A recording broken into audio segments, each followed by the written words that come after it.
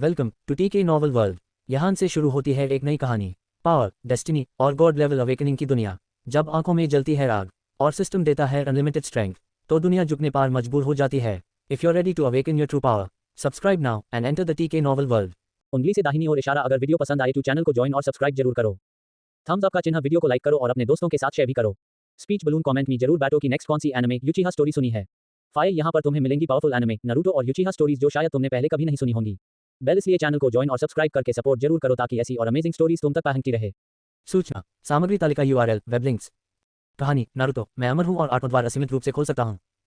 एकल महिला नायक सुनारे ताइजुत्सु शैली। एक दुर्घटना के कारण उचिहा चिबा ने प्रथम नारुतो युद्ध के बाद समय रेखा की यात्रा की।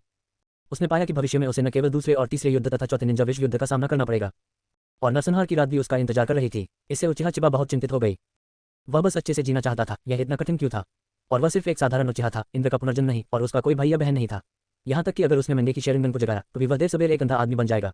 लेकिन सौभाग्य से जिस सिस्टम ने उसे यहाँ तक पहुंचाया, उसने क्रैश होने से पहले उसे एक नौसिखिया उपहार पैकेज दिया, और इसने अमरता की प्रतिभा को भी खोल दिया। उचिहा चिबा कौन रंगीन कॉन्टैक्ट लेंस के साथ खेलना चाहता है? 8 गेट्स निंजुत्सु अरे खुला। अध्याय 1। इस पुस्तक की समयावधि में कुछ जादुई बदलाव होंगे, लेकिन इसका सभी पाठकों के पढ़ने पर कोई प्रभाव नहीं पड़ेगा। कोनोहा 33 साल, निंजा स्कूल, 5वीं कक्षा। जैसे ही मंच पर शिक्षक ने कहा स्कूल खत्म हो गया, मूल रूप से शांत कक्षा अचानक जीवंत हो गई। उचिहा चिबा ने भी सामान पैक किया और घर जाने के लिए तैयार हो गई। जैसे ही वह उठने को हुआ, उसके सामने एक आकृति प्रकट हुई।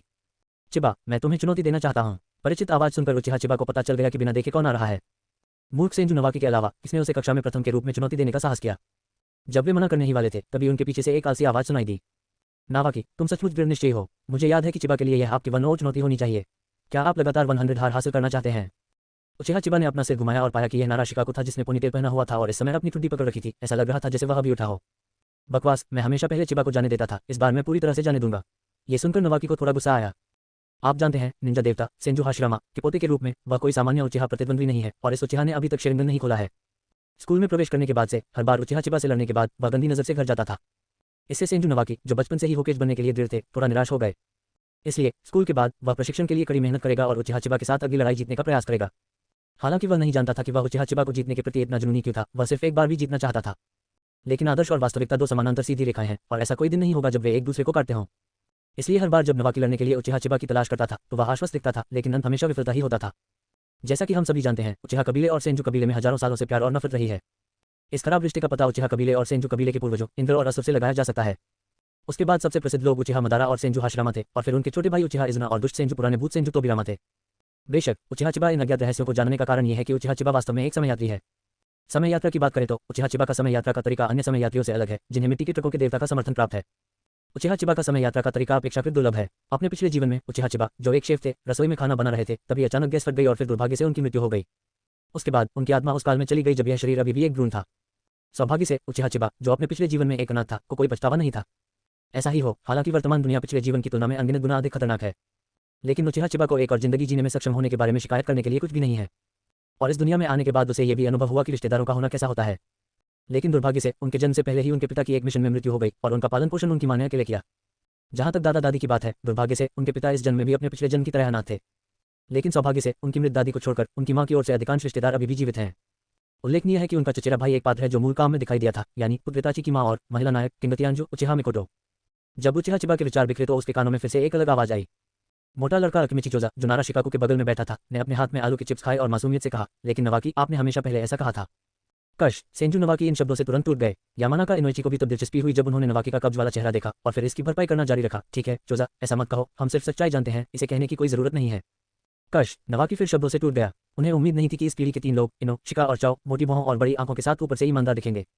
छुरा भोंकते समय वे वास्तव में क्रूर थे। बेशक नवाकी को भी पता था कि ये दोस्त उसके साथ सिर्फ मजाक कर रहे थे। यह उतना क्रोधित नहीं है, लेकिन यह अभी भी दुखी है। आहा हा हा, नवाकी, जो केवल अपने दिल में क्रोधित हो सकता था, ने उचिहा चिबा की ओर देखा जो उसके बगल में फिर से शो देख रहा था। चिबा, तुम, रस्सी का पेड़। इससे पहले कि सेंजू रोकप्री अपनी बात खत्म करता, एक आवाज ने उसे बीच में रोक दिया। बोलते समय बाधित होना बहुत असुविधाजनक है, और सेंजू रोकप्री कोई अपवाद नहीं है। कक्षा के दरवाजे पर किसी समय 2 लड़कियां एक दूसरे को बाहों में बाहें डाले दिखाई दी। यह उग्र लाल बालों वाली लड़कियों में से एक थी जिसने सेंजू रोकप्री को रोका था। सेंजू रोकप्री ने अपना सिर घुमाया और कुशिना को देखा और उत्सुकता से पूछा, कुशिना, क्या तुम अभी तक घर नहीं गई? उजुमा कुशिना ने सबसे पहले सेंजू रोकप्री के बगल में उचिहा चिबा को देखा और फिर अपनी नजर उस पर डाल दी। मैं यहाँ आपको एक साथ घर जाने के लिए कहने आया हूँ, और आपको मुझे बहन कहना होगा। सेंजू रोकप्री ने अपना सिर हिलाया। नहीं, मैंने अभी तक चिबा से लड़ाई नहीं की है, अब मैं वापस कैसे जा सकता हूँ? ये देखते हुए कि रोकप्री जिद्दी था, उजुमा कुशिना को रोकप्री के विरुद्ध खजाना निकालना पड़ा। सचमुच, ये ठीक है, तो जाओ और सिस्टर सुनारे को समझाओ कि तुम मेरे साथ वापस क्यों नहीं गई। हे छोटे लड़के, क्या मैं तुम्हें ठीक नहीं कर सकता। जब सेंजू नवाकी ने सुनारे को सुना तो उसकी गति तुरंत कमजोर हो गई। आखिरकार परिवार के बड़ों के बीच वह अपनी जैविक बहन सुनारे से सबसे ज्यादा डरता था। 5 साल की उम्र से लेकर अब तक उसे खूब पीटा गया है। आखिरकार रक्त दमन कोई मजाक नहीं है। उचेहा चिबा ने नवाकी को देखा जो पहले से बिल्कुल अलग था और उसका दिल द्रवित हो गया और फिर उसने आग में घी डालना शुरू कर दिया।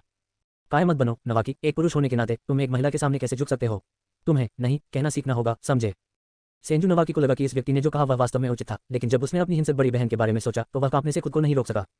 भूल जाओ, आज तुम्हें जाने दो, कुशिना अभी भी मेरे वापस जाने का इंतजार कर रही है, अगली बार इस बारे में बात करते हैं। अपने जीवन की खातिर उचिहा चिबा के साथ द्वंद्व को थोड़ा स्थगित किया जा सकता है।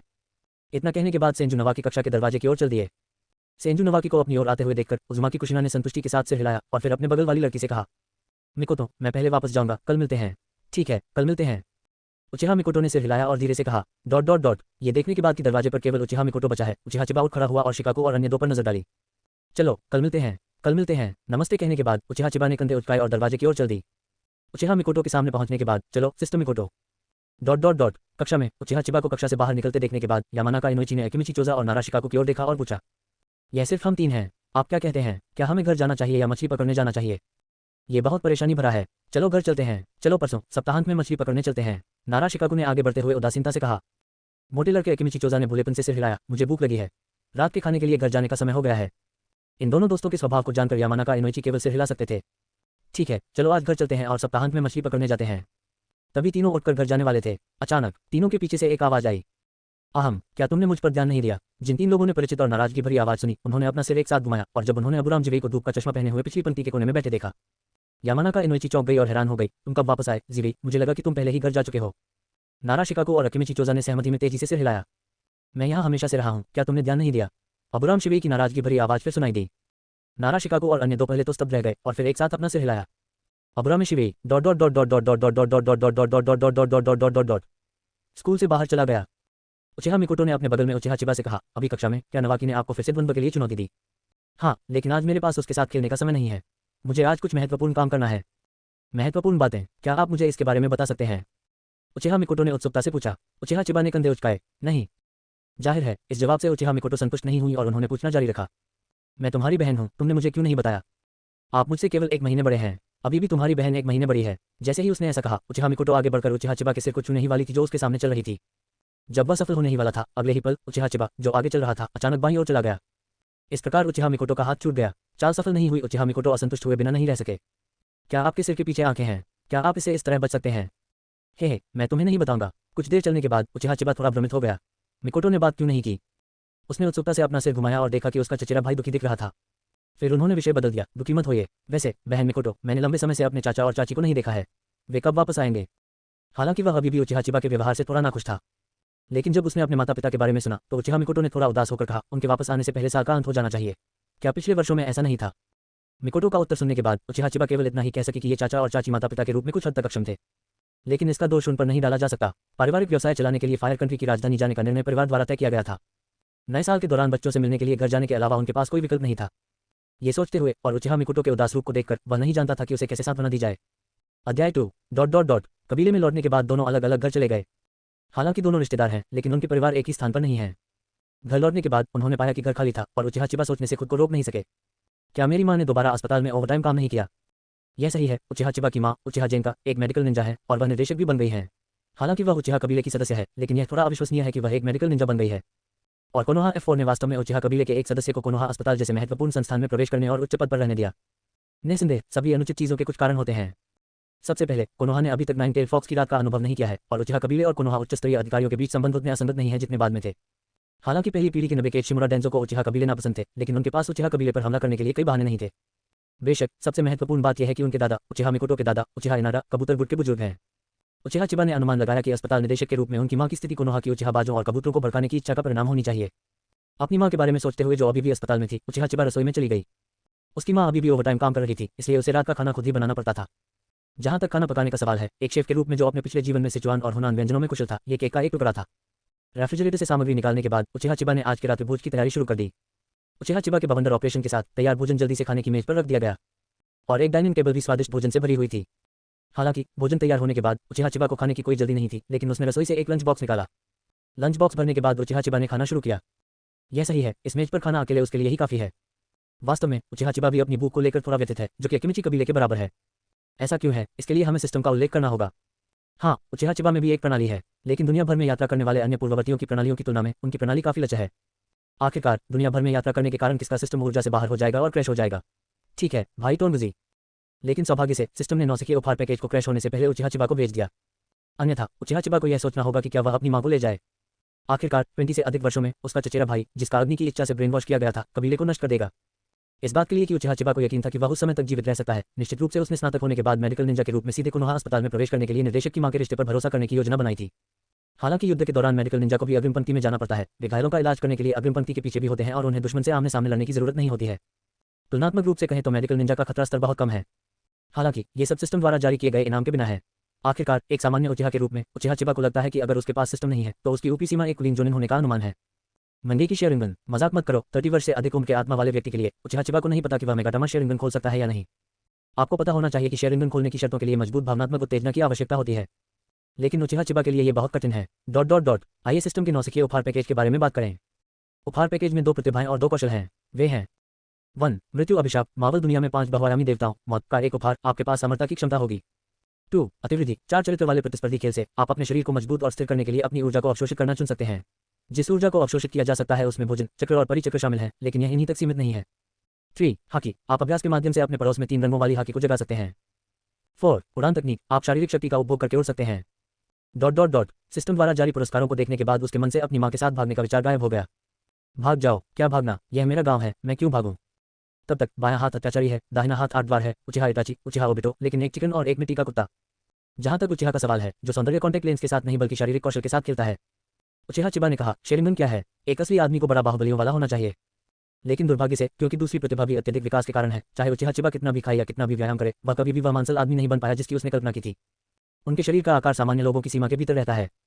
हालांकि अत्यधिक विकास की प्रतिभा के कारण 10 वर्षीय उचिहा चिबा की ऊंचाई उसके साथियों से कहीं अधिक हो गई है, जो लगभग 170 तक पहुंच गई है। अत्यधिक विकास की प्रतिभा के बारे में जानने के बाद उचिहा चिबा ने अपने शरीर को मजबूत बनाने के लिए जल्द से जल्द चक्र को परिष्कृत करने के बारे में सोचा। इसलिए जब वह 3 साल का था तो उसने अपनी मां से कहा कि वह पहले से ही चक्र को परिष्कृत करने की विधि सीखना चाहता है। हालांकि उन्हें अस्वीकार कर दिया गया क्योंकि वह अभी भी युवा थे और चक्र को बहुत जल्दी परिष्कृत करने से उनके शारीरिक विकास पर असर पड़ेगा। उचिहा चिबा के पास भोजन से शुरुआत करने के अलावा कोई विकल्प नहीं था, यही वजह है कि उनकी भूख आम लोगों से अधिक है। सिस्टम द्वारा दी गई प्रतिभा और कौशल प्राप्त करने के बाद उचिहा चिबा ने यह भी निर्धारित किया कि भविष्य में कैसे जाना है। वह है 8 गेट्स निंजा सीखने और भौतिक निंजा के मार्ग पर चलने के लिए माइट गाई को ढूंढना। आप जानते हैं, संपूर्ण नारुतो को देखते हुए एकमात्र व्यक्ति जो रक्त पर भरोसा किए बिना सिक्स पाथस मदारा को हरा सकता है, वह माइट गाई का बेटा माइट गाई है। वह ऐसा क्यों कर सकता है, इसका कारण 8 गेट्स निंजा की भौतिक तकनीक है। नाइट गाई की एक चाल ने सीधे मदारा के आधे शरीर पर लात मारी। यदि यह उचिहा चिबा होता, जिसके पास समर शरीर है, तो उसने सीधे नाइट गाई का उपयोग किया होता। उसे अब भी विश्वास नहीं हो रहा था कि वह एक छोटे से सिक्स पाथस मदारा को नहीं मार सकता। और जब उचिहा चिबा भविष्य में सिक्स पाथस मदारा को मुक्का मारने और कागुया को लात मारने की कल्पना कर रहा था, उसके पेट की भूख ने उसे वास्तविकता में वापस ला दिया। चलो पहले खाना खा लें। अपने पेट को छूने के बाद उचिहा चिबा ने स्वादिष्ट भोजन की मेज पर दावत करना शुरू कर दिया। खाने के बाद उचिहा चिबा ने अपने पेट को छुआ जो पहले से ही भरा हुआ था। मेरा पेट भर गया है, अब मेरी मां को दोपहर का भोजन देने जाने का समय हो गया है। फिर वह खड़ा हुआ, अपनी मां के लिए तैयार लंच बॉक्स लिया और बाहर चला गया। कोनोहा अस्पताल। उचिहा जेन का ऑपरेटिंग रूम से बाहर आया और अपने आसपास के सहयोगियों को देखा। ठीक है, सभी ने कड़ी मेहनत की है, आज की सर्जरी खत्म हो गई है, सभी लोग पहले घर जाएं। ठीक है मास्टर जेन का, तो हम पहले घर जाएंगे। ये सुनकर कि वे घर जा सकते हैं, सभी को राहत महसूस हुई। पूरे दिन की उच्च तीव्रता वाली सर्जरी के बाद वे पहले ही थक चुके थे। अब वे बस जल्दी घर जाना चाहते हैं, अच्छे से स्नान करना चाहते हैं और फिर शराब पीना चाहते हैं। जैसे ही हर कोई जा रहा था, उन्होंने अचानक अस्पताल गलियारे के अंत में उचिहा चिबा को लंच बॉक्स पकड़े हुए देखा। अरे मास्टर जेन का, चिबा आपके लिए फिर से दोपहर का भोजन लाने के लिए यहाँ है। ओह, मैं वास्तव में इतने अच्छे व्यवहार वाले और समझदार बच्चे के लिए मास्टर जेन का से ईर्ष्या करता हूँ। वह मेरे बच्चे की तरह नहीं है जो स्कूल के बाद केवल खेलना जानता है। वह समझदार नहीं है और हमेशा मुझे गुस्सा दिलाता है। हाँ, वह इतनी कम उम्र में अपनी माँ की मेहनत को समझ सकता है और खाना बना सकता है। मैंने अपने बच्चे से सुना कि चिबा स्कूल में शीर्ष छात्र है, यहाँ तक कि सुनाडे का भाई भी उसका प्रतिद्वंद्वी नहीं है। उचिहा जेनका ये सुनकर बहुत खुश हुए कि उनके सहकर्मी उनके बच्चे की प्रशंसा कर रहे थे। उसके मुंह के कोने पर एक मुस्कान उभरी। आप बहुत ज्यादा बड़ा चढ़ाकर बोल रहे हैं। वह बच्चा उतना अच्छा कैसे हो सकता है जैसा आप कहते हैं। उसके मुंह के उस कोने को देखकर जिसे उसका निर्देशक दबा नहीं सका, सभी ने एक दूसरे की ओर देखा और अवाक रह गए। निर्देशक वास्तव में वर्षाए हैं। अस्पताल में प्रवेश करने के बाद उचिहा चिबा ने अपनी मां को अपने सहकर्मियों के साथ बातचीत करते देखा और फिर एक ही समय में कई लोगों की नजर उस पर पड़ी। इससे उचिहा चिबा थोड़ा भ्रमित हो गया। क्या हुआ, वे सब उसे क्यों देख रहे हैं? क्या वे उसके सुंदर रूप से आकर्षित हैं? जितना अधिक उचिहा चिबा ने इसके बारे में सोचा, उतना ही अधिक उसे लगा कि यह सही है।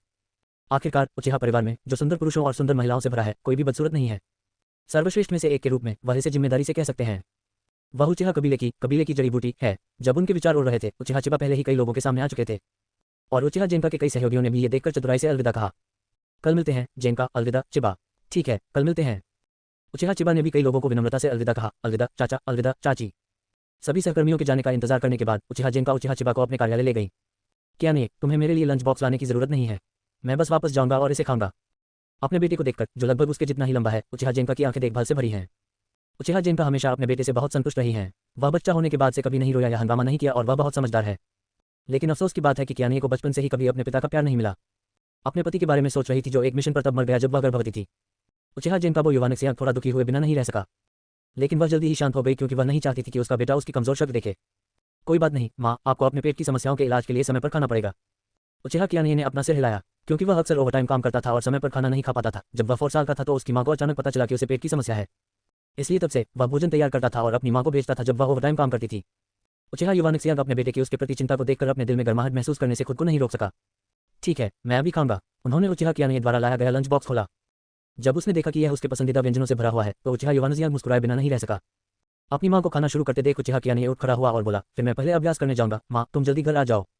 भोजन का एक और निकलते हुए उचिहा युवानक ने सिर हिलाया और कहा, बहुत देर तक अभ्यास मत करो और तुम्हें जल्दी वापस आना चाहिए। अध्याय 3 ... क्योंकि आज अपॉइंटमेंट थी, उचिहा चिबा अस्पताल छोड़ने के बाद होकेज रॉक के ऊपर जंगल की ओर चल दी। आधे घंटे बाद, ठीक उसी वक्त जब वह अपनी मंजिल पर पहुंचने ही वाला था, दूर से उसने माइट दाई को पेड़ के पास एक हाथ से पुशअप्स करते देखा। भाई दाई, when he was still a few dozen meters away from Might Dai, Uchiha Chiba could no longer suppress his excitement and waved his hand to shout at the figure in front of him. Ninjutsu के 8 द्वार अंततः हाथ में। अरे Chiba, तुम अभी भी बहुत ऊर्जावान हो। उचिहा चिबा की आवाज सुनकर माइट दाई ने अचानक अपने दाहिने हाथ से बल लगाया, अपने पूरे शरीर के वजन का समर्थन किया और हवा में एक सही बैकफ्लिप पूरा किया और तेजी से जमीन पर उतरा। फिर उन्होंने उचिहा चिबा को थम्स अप दिया और सामने के सफेद दांतों की एक पंक्ति दिखाई। माइट दाई की बात करें तो उचिहा चिबा ने अभी माइट दाई की सहज गतिविधियों को देखा और उस समय के बारे में सोचने से खुद को नहीं रोक सका जब वह पहली बार माइट दाई से मिला था। ये जानने के बाद कि उसके पास एक अमर शरीर और अतिवृद्धि की प्रतिभा है, उचिहा चिबा 8 द्वारों को कैसे प्राप्त किया जाए इसके बारे में सोच रहा है। सबसे पहले सीलिंग बुक को बाहर रखा गया है। इस बात का उल्लेख नहीं किया गया है कि क्या कोनोहा उच्च स्तरीय सीलिंग बुक को उचिहा को निरीक्षण करने के लिए देगा।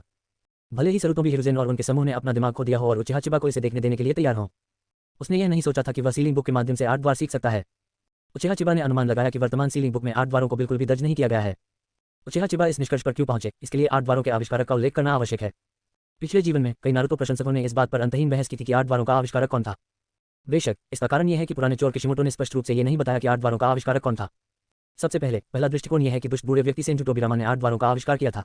नारुतो में निश्चित तकनीकों के एक मान्यता प्राप्त मास्टर के रूप में उन्होंने अपने जीवन में अनगिनत निश्चित तकनीकों का विकास किया और सबसे प्रसिद्ध अशुद्ध विश्व पुनर्जन्म है जो नारुतो के कथानक के दूसरे भाग में चलता है।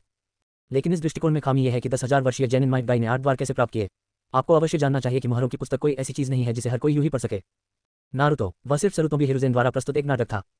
फिर दूसरा दृष्टिकोण यह है कि 8 द्वारों का आविष्कार वारिंग स्टेट्स काल में माइट दाई के पूर्वजों द्वारा किया गया था। इस दृष्टिकोण को सामने रखा गया क्योंकि जब माइट दाई ने 7 द्वार खोले और मदारा के खिलाफ लड़ाई लड़ी, मदारा ने यह वाक्य कहा, यह लाल भाप नहीं है, मुझे वास्तव में कम आंका गया है। इस वाक्य से हम जान सकते हैं कि मदारा ने पहले किसी ऐसे व्यक्ति को देखा था जिसने 8वां द्वार डेथ गेट खोला था।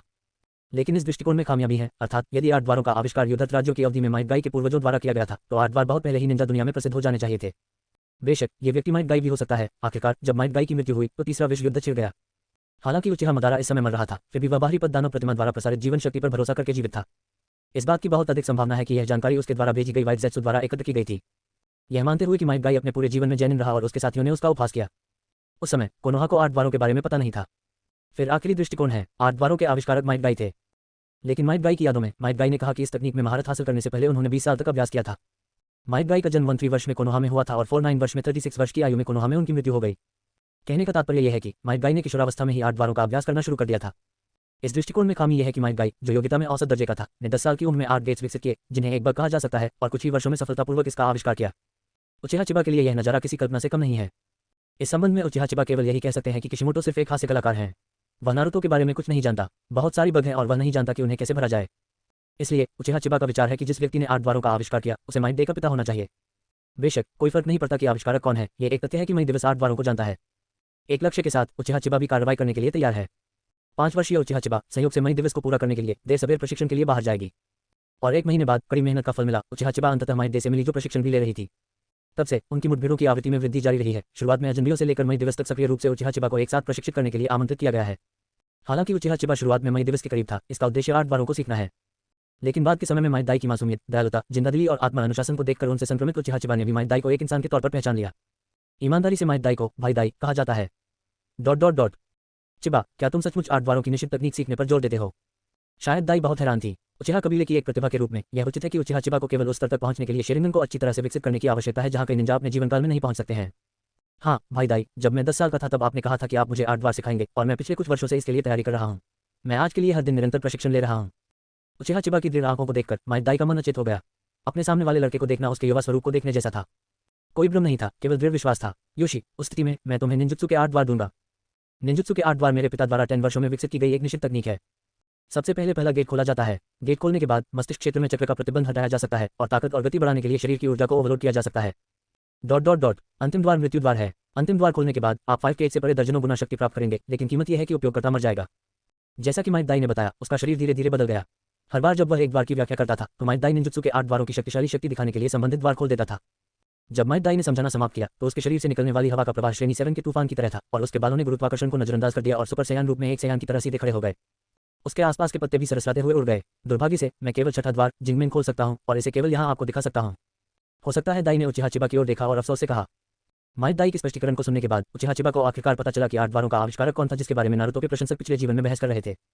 वह माइट दाई के पिता थे। इससे उनका अनुमान भी पुष्ट हो गया और इसने अपेक्षाकृत उचित रूप से पिछले जीवन में कई विचारों की खामियों को भी दूर किया। हालांकि एक चीज थी जिसने उचिहा चिबा को बहुत उत्सुक बना दिया। भाई दाई, आपकी ताकत अब जोनिन के बराबर है ना? आप अभी भी जेनिन बनने के इच्छुक क्यों हैं? उचिहा चिबा का सवाल सुनकर माइट दाई गंभीर दिखी। चिबा, तुम्हें याद रखना चाहिए कि 8 द्वारों की मूल अवधारणा आत्मसंयम और संयम है। इस शक्ति का उपयोग व्यक्तिगत इच्छाओं को दिखाने या संतुष्ट करने के लिए नहीं किया जाता है, बल्कि हमारे दिल में सबसे महत्वपूर्ण लोगों और चीजों की रक्षा के लिए किया जाता है। ठीक है चिबा, अब मैं तुम्हें 8 द्वारों का अभ्यास करना सिखाऊंगा। मौत के जंगल के बाहरी इलाके। जब माइट दाई ने पूरे 8 द्वार उचिहा चिबा को सौंपे तो चांद पहले से ही आंगन में ऊंचा था। चिबा, मैंने तुम्हें 8 द्वारों का अभ्यास करना सिखाया है। मुझे आशा है कि तुम अंतिम द्वार कभी नहीं खोलोगे। जैसे ही माइट दाई की आवाज गिरी, उचिहा चिबा के शरीर से अचानक हवा की एक तेज लहर फैल गई। निंजुत्सु के 8 द्वार, चौथा द्वार, चोट द्वार खुला। जैसे ही उचिहा चिबा ने चुपचाप अपने दिल में जप किया, चक्र तुरंत चोट द्वार की स्थिति में पहुंच गया और उचिहा चिबा, जिसने चौथा चोट द्वार खोला, ने अचानक पाया कि एक शक्तिशाली बल तुरंत उसके शरीर में डाला गया। इस शक्ति को महसूस करते हुए उचिहा चिबा ने अपनी मुट्ठी भींच ली और महसूस किया कि वह अपने पिछले 10 लोगों को हरा सकता है। माइट दाई पहले तो स्तब्ध रह गई और फिर वह भावुक हो गई। क्या ये कोई प्रतिभा है? वह इसे सीखने के तुरंत बाद निंजुत्सु के 8 द्वारों का उपयोग कर सकता है। थोड़ी देर तक स्तब्ध रहने के बाद उसने फिर भी याद दिलाया, चिबा, पहले रुक जाओ। पहली बार ज्यादा देर तक मत जारी रखो, नहीं तो ये तुम्हारे शरीर को नुकसान पहुंचाएगा। ठीक है भाई दाई। कोर्ट, अमरता का वरदान प्राप्त उचिहा चिबा को अपने शरीर को होने वाले नुकसान की परवाह नहीं है, लेकिन वह इतनी जल्दी बेनकाब नहीं होना चाहता। अन्यथा अगर वह पकड़ा गया और गिनी पिग के रूप में इस्तेमाल किया गया तो यह एक त्रासदी होगी। ठीक है चिबा, देर हो रही है, जल्दी घर जाओ। चूंकि उचिहा चिबा ने पहले ही 8 बार सीख लिए हैं, इसलिए यहाँ रहने का कोई मतलब नहीं है। उचिहा चिबा ने सिर हिलाया और कहा, फिर मैं पहले वापस जाऊंगा। धन्यवाद भाई दाई। बोलने के बाद उचिहा चिबा ने माइट दाई को प्रणाम किया। उचिहा चिबा ने ईमानदारी से माइट दाई को धन्यवाद दिया। आखिरकार 8 द्वार उनके पिता द्वारा विकसित एक गुप्त तकनीक थी। हो सकता है कि दाई का उसके साथ कोई रिश्तेदार न हो और वे गुरु शिष्य के रिश्ते में नहीं थे। इतना एहसान कैसे चुकाऊं उसका बदला? माइट दाई के बारे में सोचते हुए, जो अपने पूरे जीवन के लिए जेनिन था, उस समय कप्तान से विनती करने के लिए घुटने टेक दिया था ताकि उसके बेटे माइट दाई को टीम से बाहर न निकाला जाए। उचिहा चिबा के मन में पहले से ही एक योजना थी। यह योजना भी बहुत सरल थी, बस कोनोहा के लोगों को 8 द्वारों की शक्ति देखने दें। उनका मानना था कि यदि तीसरा होकेज सरुतोबी हिरुजेन, जो अपने चरम पर था, मूर्ख नहीं था, तो वह निश्चित रूप से काकाशी की तरह ताइजुत्सु वर्ग की स्थापना करेगा। फिल्म फाइनल चैप्टर में 8 द्वारों को सीखने में विशेषज्ञता रखने वाली एक ताइजुत्सु कक्षा है। तब तक भले ही माइट दाई केवल ताइजुत्सु को जानता हो, उसके पास जोनिन के रूप में पदोन्नत होने का अवसर होगा। अध्याय 4 माइट दाई से अलग होने के बाद उचिहा चिबा ने घर चलना शुरू कर दिया। वापस जाते समय उचिहा चिबा ने 8 द्वार खोलने के बाद की भावना को याद किया। अचानक मजबूत होने का एहसास इतना अद्भुत था कि वह अभी भी इसका स्वाद ले रहा था।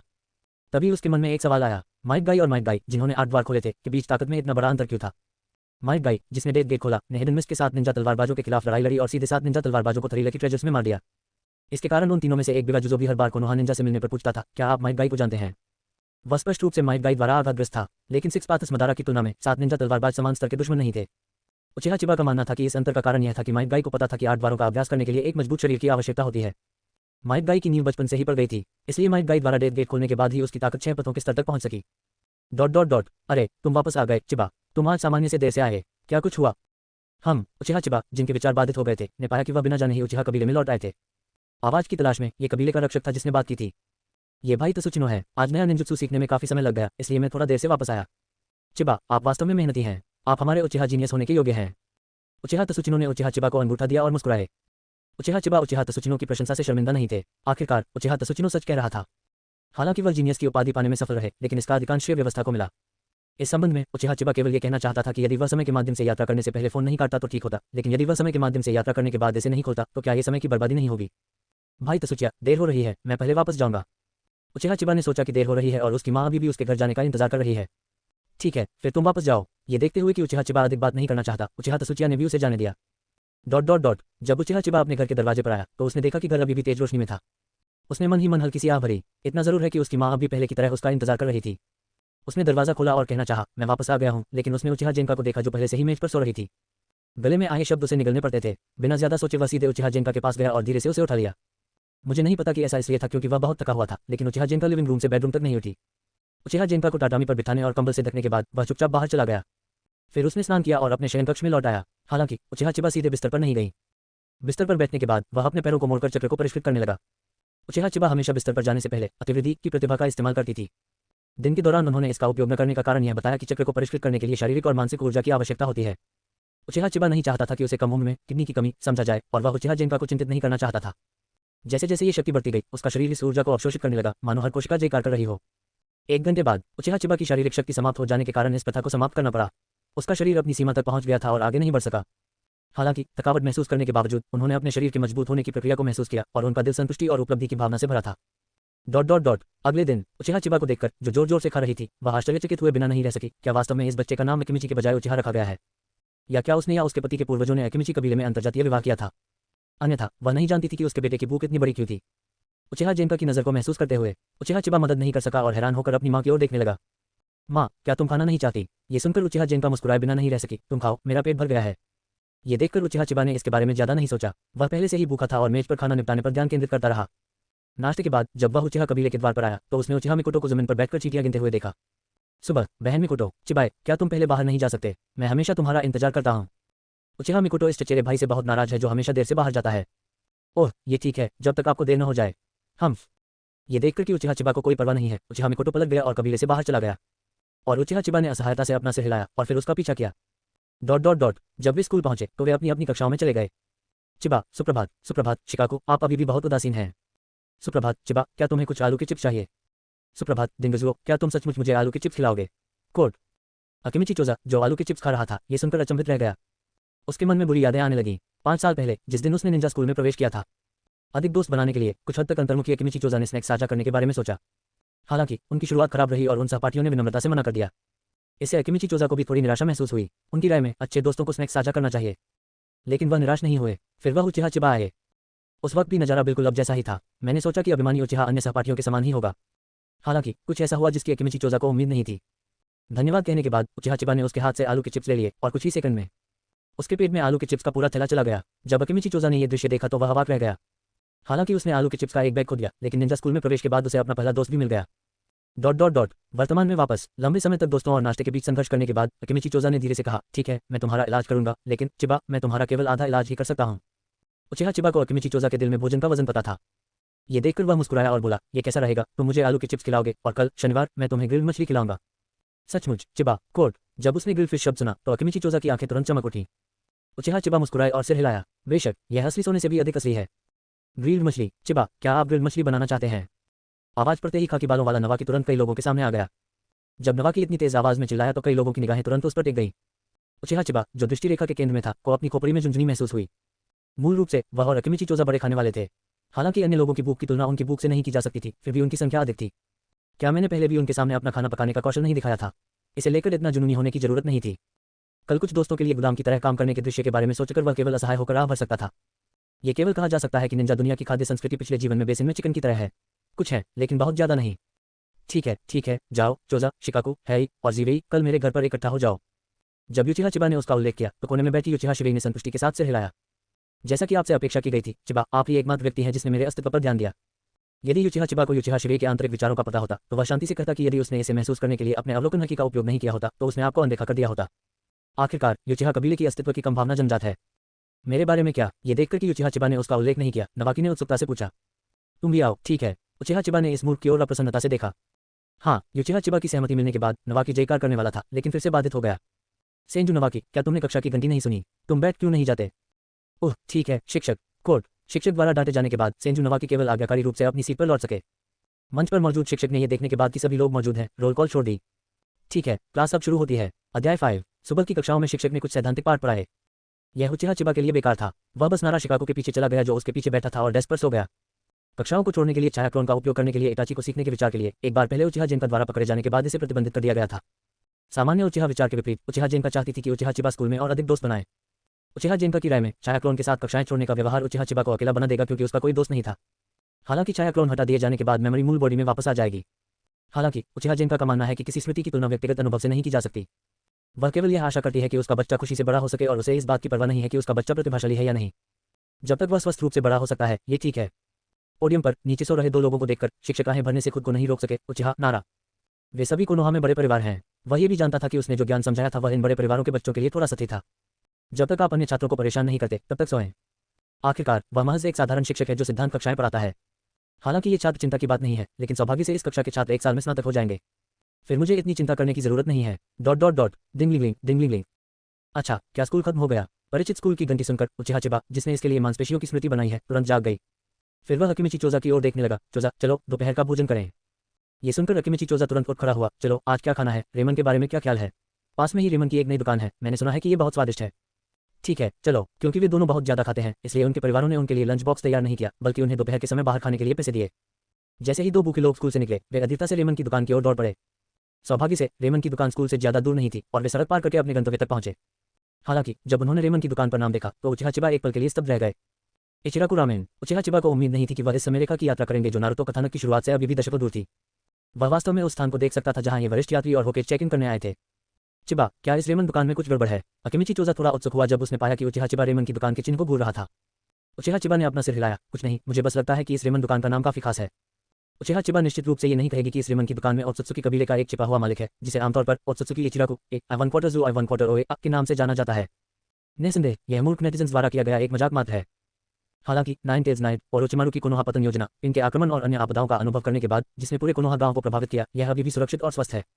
उचिहा चिबा केवल ये कह सकता है कि इचिराकु की किस्मत अगले दरवाजे वाले लाल नाग वाले जोकर के बराबर है। इचिराकु रामेन एक बहुत ही सामान्य नाम, इसमें क्या खास है? अकिमिची चोजा बहुत हैरान था, लेकिन उसने कोई और सवाल नहीं पूछा, बल्कि तेजी से इचिराकु रामेन के पास भागा।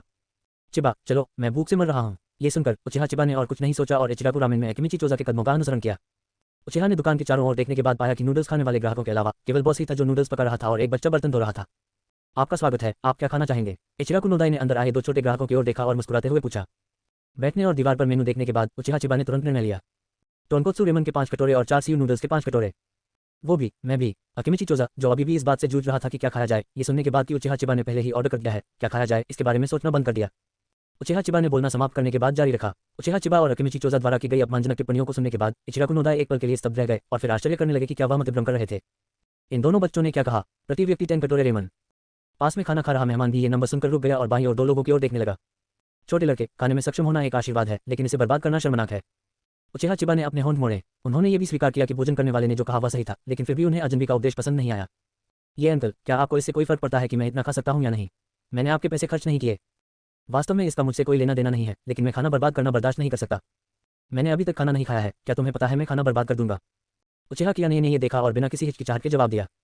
हे, मेरे जैसा वयस्क भी अधिकतम 2 कटोरे ही खा सकता है, आप 2 छोटे बच्चों को तो छोड़ ही दें। ये देखकर कि यह अजीब भोजनकर्ता उसके साथ बहस करने पर जोर दे रहा था, उचिहा कियाने ने इसे बर्दाश्त नहीं किया। ठीक है, फिर हम एक शर्त लगा लें, अगर मैं खाना खत्म कर सकूंगा तो आप मेरे खाने का खर्चा उठाएंगे।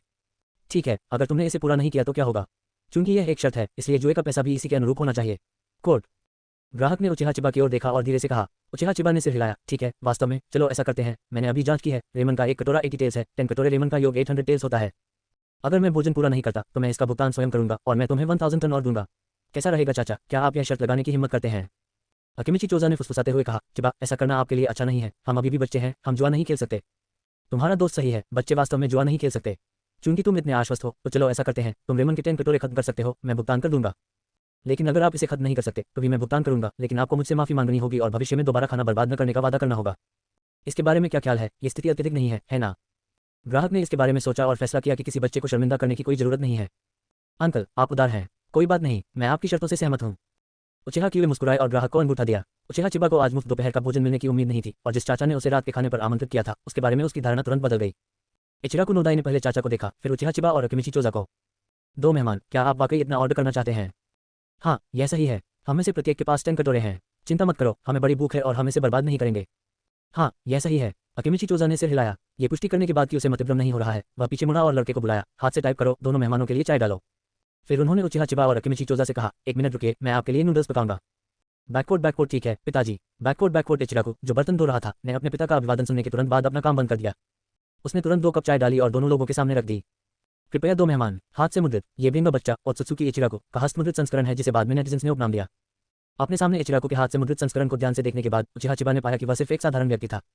ऐसा कहा जाता है कि तिरछी आंखों वाले लोग राक्षस होते हैं, लेकिन राक्षस की उपाधि का जाहिर तौर पर सामने वाले व्यक्ति से कोई लेना देना नहीं है। जल्द ही जैसे ही बॉस ने रेमन परोसना जारी रखा, रेमन कटोरा दर कटोरा उचिहा चिबा के पेट में चला गया। चाचा, जो पहले शांत थे, उनका मुंह और भी बड़ा हो गया। लानत है, क्या आजकल के बच्चे इतने लालची हैं? ए यूरो ओएबर्ग, अंकल, बिल चुकाओ, कोर्ट। रेमन का आखिरी कटोरा खत्म करने के बाद उचिहा चिबा ने ग्राहक की ओर उत्तेजक दृष्टि से देखा। उचिहा चिबा की याद सुनकर घबराए चाचा ने अवचेतन रूप से अपना बटुआ निकाल लिया। फिर उसने 900 टेल्स निकाले और इचिराको नोडाई को सौंप दिए। और अकिमिची चोजा, जिसने उचिहा चिबा की तुलना में थोड़ा धीमी गति से खाना समाप्त किया, ने भी 800 टेल्स निकाले और उसे सौंप दिया। बॉस, ये मेरे खाने के पैसे हैं, आपके संरक्षण के लिए धन्यवाद। इचिराको नोडाई ने पैसे ले लिए और चाचा को खुले पैसे देना चाहा। जब ग्राहक को होश आया तो वह हंसा, हा, बच्चे, तुम सचमुच अद्भुत हो, मैंने अभी जो कहा उसके लिए मैं क्षमा चाहता हूँ। उचिहा चिबा मुस्कुराए, ये ठीक है, मैंने आपको माफ कर दिया चाचा। यहाँ ग्राहक, यह आपका परिवर्तन है। जैसे ही इचिराको नोडाई ने ग्राहक को पैसे दिए, उचिहा चिबा ने इस अंतर का फायदा उठाया और जल्दी से अपने बटुए से 800 टेल्स निकाले और उसे मेज पर पटक दिया। फिर तुरंत अकिमिची चोजा को इचिराको रामेन से बाहर खींच लिया। कुछ दूर भागने के बाद उचिहा चिबा पीछे मुड़ा और चिल्लाया, अलविदा चाचा। उचिहा चिबा ने जो कहा उसे सुनने के बाद ग्राहक ने दोनों की पीठ और मेज पर रखे पैसों की ओर देखा और हंसने और डांटने से खुद को नहीं रोक सका। ये बच्चा वास्तव में है। स्कूल वापस जाते समय अकिमिची चोजा थोड़ा उत्सुक था कि उचिहा चिबा ने अभी क्या किया है। चिबा, क्या चाचा ने पहले ही तुम्हारे लिए भुगतान नहीं किया? तुमने ये स्वयं क्यों किया? क्या तुमने इसके लिए स्वयं भुगतान किया? वो अंकल अच्छे आदमी हैं। अच्छा आदमी, क्या इसके पीछे अंकल की माफी है? अध्याय 6 दोपहर, स्कूल का खेल का मैदान। सुबह के विपरीत व्यवहारिक कक्षा का शिक्षक कोई अन्य व्यक्ति होता है। अगला समूह नारा शिकागो बनाम मबुरा में शिमी। जैसे ही प्रैक्टिकल क्लास टीचर की आवाज आई, नारा शिकागो ने अपना सिर खुजलाया और चेहरे पर अधीरता के भाव लिए आगे बढ़ गया। प्रैक्टिकल क्लास सबसे ज्यादा परेशानी वाली होती है, मुझे नींद भी नहीं आ रही है। नारा शिकागो के सामने खड़े होकर अबुराम जीवेई ने अपने धूप के चश्मे को समायोजित किया। कौन जानता है, मैंने सुना है कि व्यवहारिक कक्षा दूसरी पीढ़ी के सेंजू टोबिरामा द्वारा जोड़ी गई थी। ऐसा कहा जाता है कि ये छात्रों को युद्ध के अनुभव को पहले से जमा करने की अनुमति देता है। विपक्ष की मुहर बनाओ। यामानाका इनोइची ने उचिहा चिबा को चिढ़ाया और पूछा, चिबा, तुम्हें क्या लगता है जीवेई और शिकागो के बीच कौन जीतेगा? मुझे नहीं पता, हमें भ्रम में मत रखो। चिबा, हमें बताओ, तुम हमारी कक्षा में प्रथम हो। उचिहा चिबा असहाय दिखे, मैं वास्तव में नहीं जानता, थोड़ी देर प्रतीक्षा करें और आपको पता चल जाएगा, और मुझे मत छेड़ो। उचिहा चिबा को वास्तव में नहीं पता था कि दोनों में से कौन जीतेगा। एक कीड़ों के साथ खेल रहा था और दूसरा पारिवारिक गुप्त तकनीक का उपयोग कर रहा था। उसे तो पता ही नहीं था। ठीक है, ये देखकर यामानाका इनोइची के पास पूछना जारी रखने का विचार छोड़ने के अलावा कोई विकल्प नहीं था। तभी उसका ध्यान मैदान पर मौजूद दो लोगों की ओर गया। नारा शिकागो जीत गया। ठीक है, तुम लोग नीचे आओ और आराम करो। अगला समूह सेंजू नवाकी बनाम उचिहा चिबा।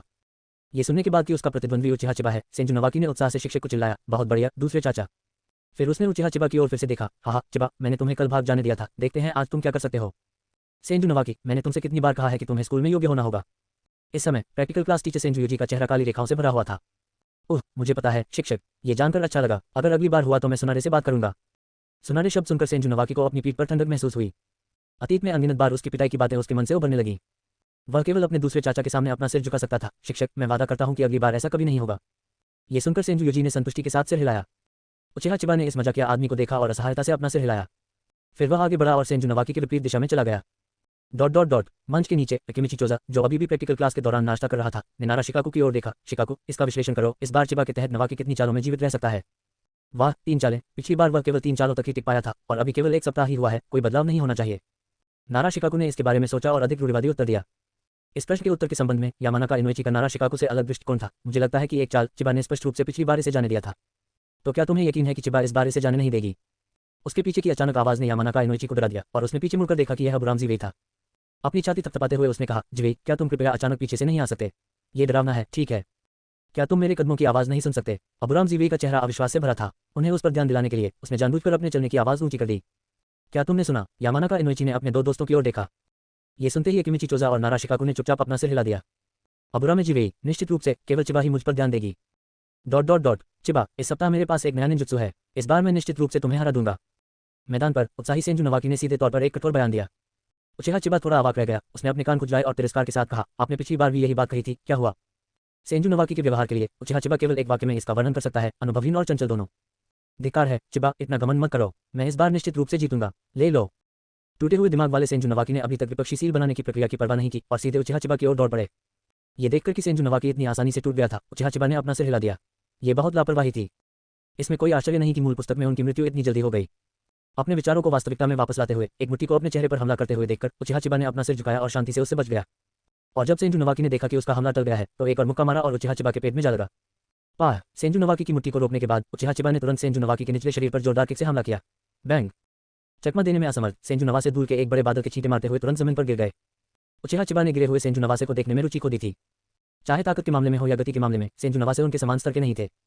लेकिन उन्होंने तुरंत लड़ाई खत्म नहीं की। क्या सेंजू नवासे ने अभी यह नहीं कहा? उसने एक नया निंजुत्सु सीखा था, वह इसे देखना चाहता था।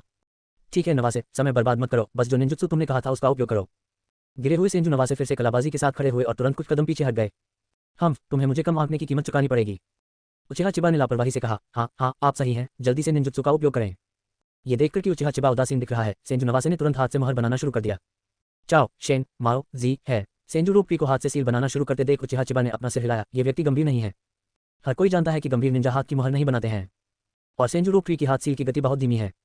निसंदेह दूसरों की तुलना में ये सुस्ती केवल उन्हीं के लिए है। इस उम्र में सेंजू रूपी पहले से ही बहुत आगे है। 3 सेकंड बाद ए यूरो रेन जी है यू जल से बच जल ड्रैगन बुलेट तकनीक। जैसे ही सेंजू रूपी के हाथ की गति रुकी, 10 मीटर से अधिक लंबा एक जल ड्रैगन पतली हवा से बाहर आया। ए यूरो ओए अंक ड्रैगन की दहाड़ की आवाज के साथ जल ड्रैगन ने अपना मुंह खोला और उचिहा चिबा पर झपट पड़ा। ऊपर जल ड्रैगन को देखते हुए उचिहा चिबा ने सिर हिलाया। वे सेंजू कबीले के सदस्य होने के योग्य हैं, उनके पास बहुत सारे चक्र हैं और वे वास्तव में जल स्रोतों के बिना स्थानों में पानी से बचने के इस पैमाने का उपयोग कर सकते हैं। हालांकि आक्रामक जल ड्रैगन का सामना करते हुए उचिहा चिबा भयभीत लग रहा था और वहीं खड़ा रहा। चिबा, रास्ते से हट जाओ। ये देखकर कि पानी का अजगर उचिहा चिबा से टकराने वाला था और वह अभी भी वहीं खड़ा था, सेंजू नाव की उत्सुकता से चिल्लाया। एक मित्र के रूप में सेंजू नाव की केवल उचिहा चिबा को हराना चाहता था और उसके जीवन को नुकसान पहुंचाने का उसका कोई इरादा नहीं था। वह जल ड्रैगन की दिशा को नियंत्रित करना चाहता था, लेकिन दूरी बहुत करीब थी और बहुत देर हो चुकी थी। ये देखकर इनोशिका चाओ के लोग मदद नहीं कर सके, लेकिन अपने दिलों को अपने गले तक उठा लिया। निंजुत्सु के इस स्तर का सामना करते हुए यहाँ तक कि एक वरिष्ठ निंजा को भी इसकी धार से बचना होगा, तो चिबा अभी भी वहां क्यों खड़ा था? और किनारे पर सेंजू यूजी ने पहले से ही एक सील बनाना शुरू कर दिया था, इसे रोकने के लिए पृथ्वी से बचने के लिए तैयार थे। आखिरकार यदि उसकी कक्षा में कोई हताहत होता तो वह अब शिक्षक नहीं होता। तभी जब जल ड्रैगन उचिहा चिबा से केवल 1 मीटर की दूरी पर था, उचिहा चिबा चले गए। दाहिना हाथ मुट्ठी में बंध गया और फिर एक अजीब शक्ति अचानक उभरी जिसने पूरी मुट्ठी को काला कर दिया। हाकी का आयुध कठोर बनाना। तब उचिहा चिबा नीचे गिर गया, उसकी कमर और घोड़ा एक साथ जुड़ गए और मुक्का मारा। मुट्ठी की हड्डी आकाशगंगा प्रभाव। नकल संस्करण। धमाका। एक तेज धमाके के साथ क्रूर जल ड्रैगन एक पल में सिर से पूंछ तक फट गया, जैसे कि वह तोप के गोले से मारा गया हो। फूटते पानी में लिपटी तेज हवा ने वहां मौजूद सभी लोगों को डूबे हुए मुर्गे में बदल दिया। जो लोग अभी भी उचिहा चिबा के बारे में चिंतित थे, उन्होंने इस समय अपना मुंह खोल दिया। उन्हें इसकी परवाह नहीं थी कि उनका पूरा शरीर भीग गया है या नहीं। और अभी अभी उचिहा चिबा के मुंह से उनके 3 विचार पूरी तरह से चकनाचूर हो गए। मांस को निंजुत्सु मिलना कठिन है। क्या ये अभी भी उचिहा कबीला है जो केवल आंखों से खेलता है? सेंजू यूजी, जिन्होंने अभी तक सील समाप्त नहीं की थी, भी मौके पर दंग रह गए। क्या आप निश्चित हैं कि यह उचिहा है और कुमोगाकुरे नाइट मून कबीले के बर्बर लोगों का समूह नहीं है? जबकि हर कोई अभी भी अचंभे में था, उचिहा चिबा एक पल में सेंजू नवाकी के पास आ गया। उसने सेंजू नवाकी को बुरी नजरों से देखा। दुष्ट सेंजू बच्चे, क्या तुम मुझे मारना चाहते हो? सेंजू नवाकी, जो जाग गए, ने तुरंत जल्दी में समझाया। नहीं, तुमने गलत समझा चिबा, मैं तुम्हें मारना नहीं चाहता था, मैंने सोचा कि तुम इससे बच सकते हो। उचिहा चिबा को पता था कि सेंजू नवाकी उसे मारना नहीं चाहता था, बल्कि सिर्फ उसे चिढ़ाना चाहता था। मेरा विश्वास करो चिबा, मैंने सचमुच तुमसे झूठ नहीं बोला। सेंजू नवाकी की चिंतित दृष्टि को देखते हुए उचिहा चिबा पहले से ही बहुत खुश थी। किसी मूर्ख को चिढ़ाने में मजा आता है। हाँ, मुझे विश्वास है। सचमुच चिबा, क्या तुम्हें मुझ पर विश्वास है? ये सुनकर सेंजू नवाकी का चिंतित हृदय शांत हो गया। उचिहा चिबा ने सिर हिलाया। हाँ, ये पुष्टि करते हुए कि उचिहा चिबा वास्तव में उस पर विश्वास करता था, सेंजू नवाकी ने राहत की सांस ली। सेंजू नवाकी को शांत देखकर उचिहा चिबा, जो अभी भी संतुष्ट नहीं थी, ने कहा, वास्तव में मैं अभी जानबूझकर नहीं छिपा था। जब सेंजू नवाकी ने यह सुना तो वह पहले तो स्तब्ध रह गया, फिर उसने ऊपर देखा और उचिहा चिबा की ओर देखा। उचिहा चिबा। जब वह उचिहा चिबा के साथ हिसाब किताब करने वाला था, तभी उसने सेंजू यूजी को गुस्से में आते देखा। अपने सामने वाले लड़के को देखते हुए सेंजू यूजी ने बुरे स्वर में कहा, उचिहा चिबा, क्या आप जानते हैं कि अभी आपकी हरकतें कितनी खतरनाक हैं? आप। सेंजू यूजी को देखकर जो विस्फोट करने वाला था, उचिहा चिबा ने तुरंत अपनी कमजोरी स्वीकार की। शिक्षक, मैं गलत था। उचिहा चिबा को इतनी स्पष्टता से माफी मांगते देख सेंजू यूजी का गुस्सा तुरंत आधे से ज्यादा गायब हो गया। भूल जाओ, इस बार मैं तुम्हें अपने माता पिता को फोन नहीं करने दूंगा, लेकिन तुम्हें भविष्य में कभी भी ऐसी खतरनाक हरकतें नहीं करनी चाहिए, समझी? हाँ, ये सुनकर उचिहा चिबा ने चावल पर चोंच मारने वाले मुर्गे की तरह बार बार सिर हिलाया। ये देखकर कि उचिहा चिबा को अपनी गलती का एहसास हो गया है, सेंजू यूजी ने अपना सिर घुमाया और सेंजू नवाकी की ओर देखा। सेंजू नवाकी, भविष्य में अपने सहपाठियों पर ऐसे खतरनाक निंजुत्सु का प्रयोग न करें, समझे? दूसरा, मैं समझता हूँ अध्यापक। अपने दूसरे चाचा का अमित रूप देखकर सेंजू नवाकी ने तुरंत अपने शब्द बदल दिए। ये देखकर कि उन दोनों ने अपनी गलतियां स्वीकार कर ली, सेंजू यूजी ने दूसरों की ओर देखा। ठीक है, आज के लिए इतना ही, चलो घर चलते हैं। हालांकि स्कूल का समय अभी तक नहीं आया है, फिर भी पूरे भीगे हुए छात्रों को देखकर सेंजू यूजी ने फिर भी छात्रों को कपड़े बदलने के लिए जल्दी घर जाने देने का फैसला किया। नहीं तो कल सभी को सर्दी लग जाएगी। अध्याय 7 ... स्कूल के गेट पर, चिबा, तुम्हें देखो, तुमने मुझे पूरी तरह गीला कर दिया है। जब मैं घर पहुंचूंगा तो मेरी माँ मुझे उपदेश देंगी। नारा शिकाकू आक्रोश से भरा हुआ था। यामानाका हाई ने थोड़ा सिर हिलाया और वह नारा शिकाकू के कथन से भी सहमत हुए। यह सही है चिबा, तुम बहुत ज्यादा हो। क्षमा करें, मुझे ऐसा होने की उम्मीद नहीं थी, लेकिन इसके लिए पूरी तरह से मुझ पर दोष नहीं लगाया जा सकता, जिसने नवाकी को वाटर एस्केप निंजुत्सु का उपयोग करने के लिए कहा। हालांकि उचिहा चिबा को अपने सहपाठियों को गीला करने के बारे में थोड़ा दोषी महसूस हुआ। उनका मानना था कि सेंजू नवाकी मुख्य रूप से जिम्मेदार थे। अगर उसने पानी से बचना नहीं सीखा होता तो आज ये सब नहीं होता। उचिहा चिबा के बयान के बारे में गेट पर मौजूद सभी लोग अवाक रह गए। हिरन को आगे बढ़ाने का ये कौशल बहुत कुशल है और वह इस तरह से हिरन को पास कर सकता है। वास्तव में उचिहा चिबा को खुद उम्मीद नहीं थी कि बूढ़े गार्ड की गैलेक्सी शॉक की उनकी प्रति इतनी शक्तिशाली होगी। हालांकि वह मूल संस्करण जितना अच्छा नहीं है जिसने एक मुंह से द्वीप के आधे हिस्से को नष्ट कर दिया, फिर भी वह कॉन्करर हाकी का उपयोग नहीं कर सकता। और उसका शरीर अभी भी विकसित हो रहा है, इसलिए भविष्य में सुधार की अभी भी काफी गुंजाइश है। इसके अलावा अतिवृद्धि की प्रतिभा के साथ उसके लिए काया के मामले में अगले दरवाजे के राक्षसों से आगे निकलना केवल समय की बात है। इसे भूल जाओ, ये पहले से ही ऐसा है। आइए सोचिए कि जब हम घर जाएंगे तो इसे कैसे समझाएंगे। नारा शिकाकू और अन्य वास्तव में नाराज नहीं थे, उन्होंने बस लापरवाही से शिकायत की थी। चूंकि उचिहा चिबा ने भी माफी मांगी, अब इसे पकड़कर रखने की कोई जरूरत नहीं है। चलो हैरी, चोजा, घर चलें। नारा शिकाकू ने अपने दोस्तों का अभिवादन किया और जाने के लिए मुड़ा।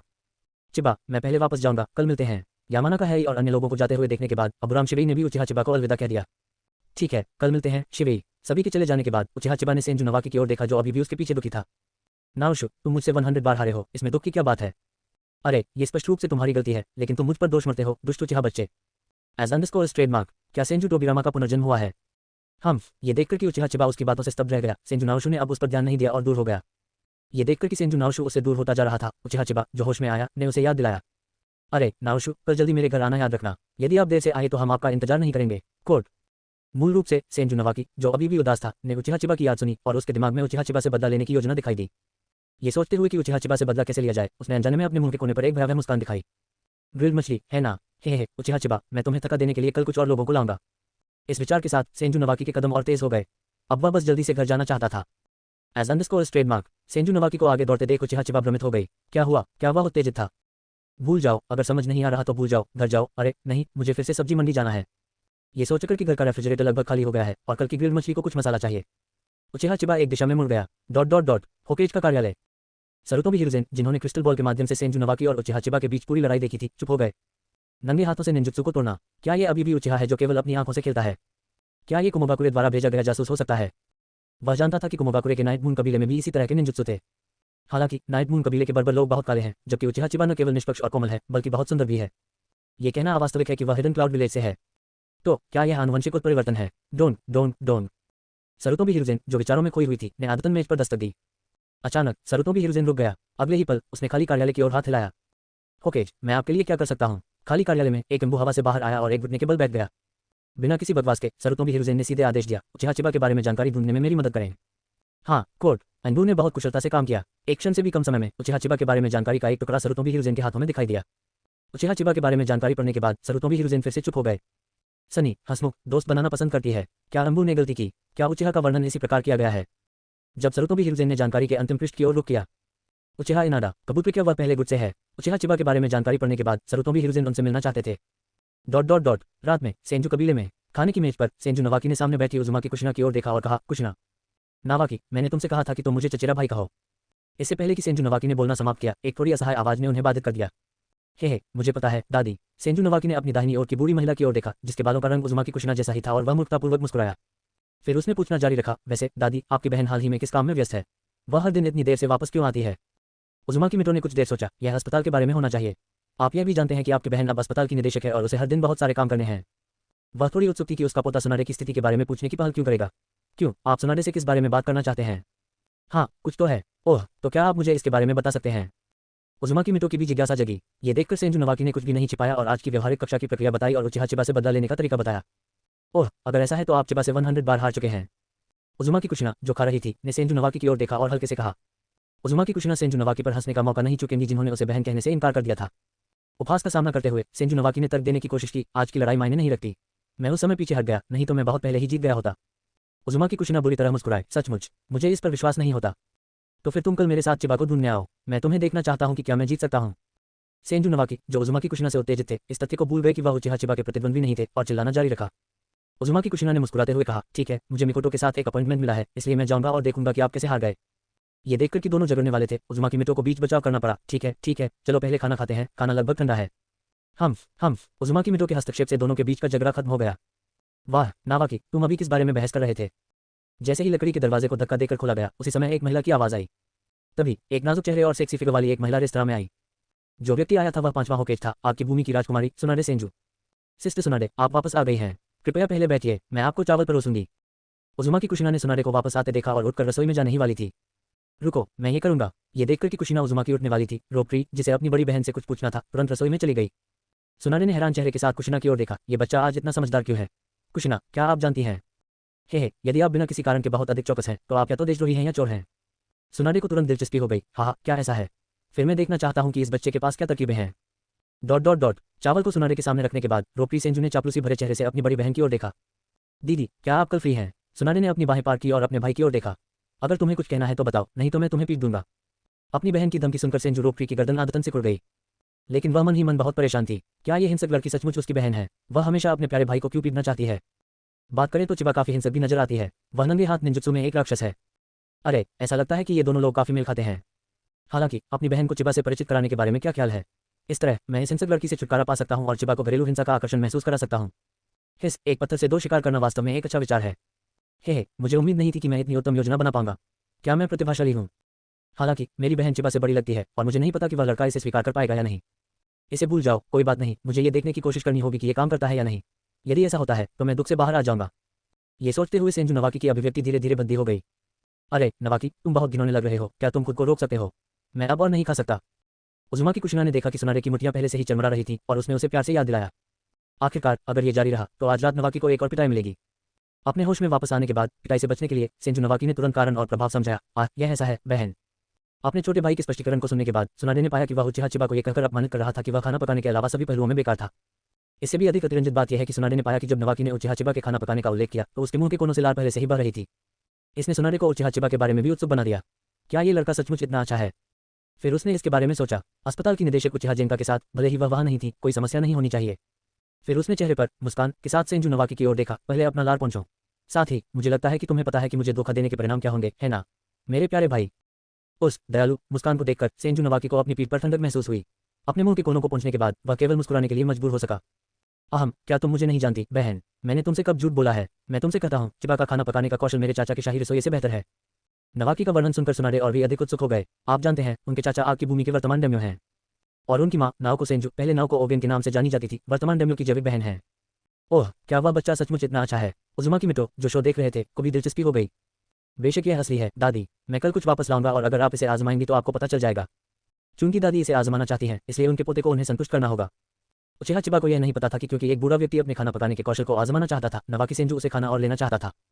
उजुमा की मिटो ने नवाकी सेंजू की ओर देखा और मुस्कुराते हुए कहा, हाँ, तो मैं वास्तव में इसका इंतजार कर रहा हूँ।